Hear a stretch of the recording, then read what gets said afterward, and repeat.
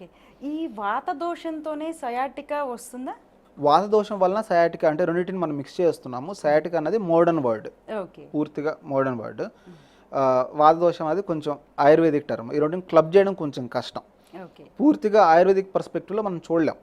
గృద్రసి వాతం అని అంటాము, కాదు కంప్లీట్గా కోరిలేట్ అవ్వదు గృద్రసి వాతం అన్నది. కాబట్టి కంప్లీట్ ఆయుర్వేదిక్ యాంగిల్లో కానీ మనం చూస్తే సయాటికలో కంపల్సరీగా వాతదోష ప్రకోపం ఉంటుంది. అంటే వాతదోషం పెరిగిద్ది. అంటే నడుము నొప్పి దగ్గర నుంచి కాళ్ళలోకి రావడం మొత్తం వాతదోష ప్రకోపంలో వచ్చింది అన్నది మనం క్లాసికల్గా చూడొచ్చు. ఓకే. ఈ మధ్య కాలంలో డాక్టర్ గారు సయాటికా కానీ బ్యాక్ ఏక్ మనకి కంప్లీట్గా చాలాసేపు కూర్చుని పోతున్నాం, సెడెంటరీ లైఫ్ స్టైల్ ఉంటుంది. తర్వాత కాసేపు కూర్చుంటేనే చాలా నొప్పిగా ఉండడం, నడుము నొప్పే కదా అని పక్కన పెట్టేస్తుంటారు చాలామంది.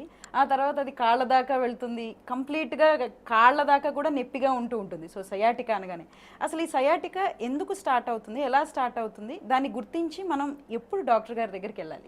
ఇప్పుడు సయాటికా అంటే ఏమిటి అంటే ఒక వర్డ్లో చెప్పాలంటే సయాటికా నరం యొక్క ఇన్ఫ్లమేషన్. ఓకే. ఇప్పుడు నడుంలో నుంచి సయాటిక నరం అన్నది వస్తుంది. నరం అన్నది కాళ్ళు వెనక భాగంలో నడుము నుంచి మొదలయ్యి రెండు కాళ్ళలో కాలు వెనక భాగం నుంచి ప్రయాణించిద్ది అనమాట. ఏదైనా కారణం చేత ఈ సయాటిక నరం ఒకవేళ ఒత్తిడికి లోనైతే, ఇప్పుడు ఒత్తిడికి లోనవడం అంటే వెన్నుముక్కలోనే కాదు, కింద హిప్స్ దగ్గర కూడా ఒత్తిడికి లోనయ్యిద్ది, థై మజిల్ దగ్గర ఒత్తిడికి లోనైద్ది. ఏదైనా కారణం చేత ఒత్తిడికి లోనైతే సయాటిక అన్నది వచ్చింది. లక్షణాలు ఎలా ఉంటాయి? సింపుల్గా చెప్పాలంటే నడుము నొప్పి, నడుము నుంచి కాలులో జాలుగా వచ్చే నొప్పి. జాలుగా అంటే రేడియేటింగ్ పెయిన్ అంటాం. కాలు వెనకాల భాగం, ముఖ్యంగా ముందు భాగం కాదు, ఎందుకంటే కాలు వెనకాల నుంచి ప్రయాణించింది కాబట్టి జాలుగా వచ్చే నొప్పి. దాంతోపాటు తిమ్మిరికి రావడం, రెండు కాళ్ళు కాదు ఒక్క కాలే వచ్చింది సహజంగా తిమ్మిరి, కుడి కాలు లేదంటే ఎడం కాలు, రేర్గానే రెండు కాళ్ళకు ఒకేసారి వస్తుంది. ప్లస్ లక్షణాలు ఎలా ఉంటాయి అంటే ఎక్కువసేపు నడవలేకపోవడం, అంటే ఒక 2-3 నిమిషాలు నడిచేసరికి పెయిన్ పెరగడం, జాలుగా వచ్చే నొప్పి, మళ్ళీ కూర్చున్న వెంటనే కొంచెం రిలాక్స్ అవ్వడం, మళ్ళీ నడిచేది మళ్ళీ పెయిన్ రావడం, లేదా ఎక్కువసేపు నుంచున్నా పెయిన్ రావడం, ఇలా మిక్చర్ ఆఫ్ సిమ్టమ్స్ ఉంటాయి.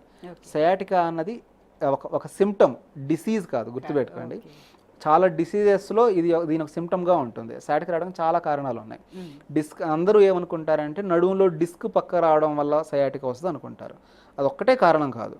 నడుములో డిస్క్ పక్క రావడం వల్ల వస్తుంది. పైరిఫార్మి సిండ్రోమ్ ఇంకోటి ఉంటుంది, అంటే హిప్ ఇక్కడ ఈ మజిల్స్ స్టిఫ్నెస్ రావడం వల్ల వస్తుంది.